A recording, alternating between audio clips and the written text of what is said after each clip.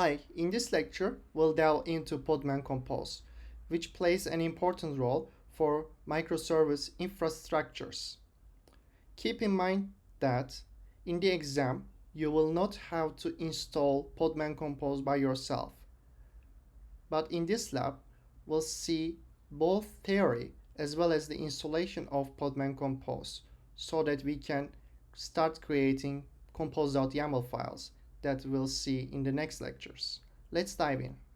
As the name implies, compose allows us to bring multiple small applications into one big application. And this is very handy when it comes to running multiple container instances in a synchronous way, leading to a strong microservice infrastructure. The main configuration file for podman-compose is compose.yaml, and in order to run this configuration, we'll leverage podman-compose up-d command, D for detach mode.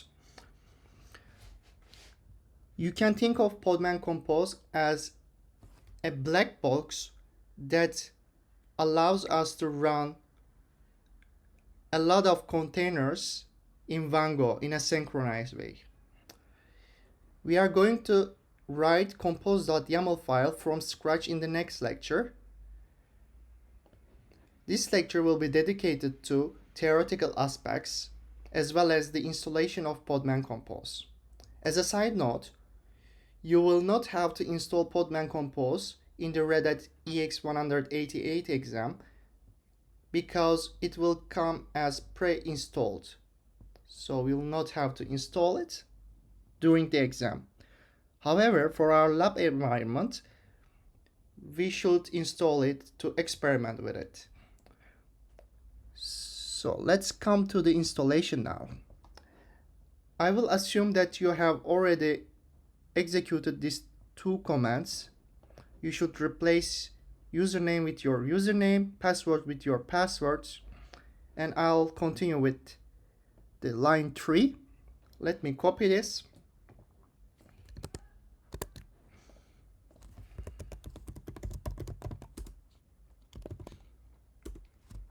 It will enable based OS repository.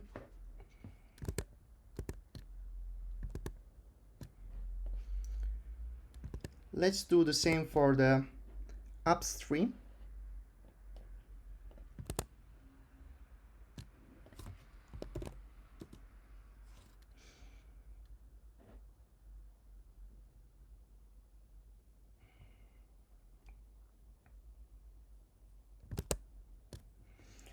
Now we are going to install git command line utility.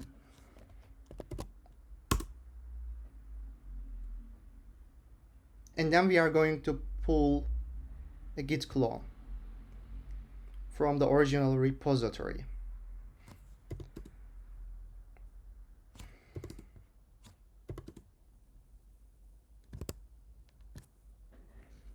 Let's clone this repository. This is an original repository of podman-compose.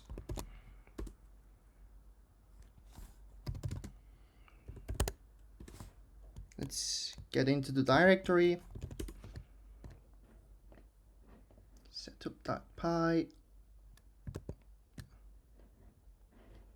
Let's install this.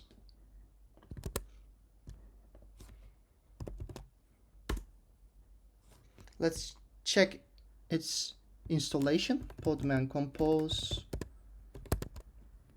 As you can see, we have installed podman-compose successfully. In the next lecture, we'll start writing our first compose.yaml file. See you there.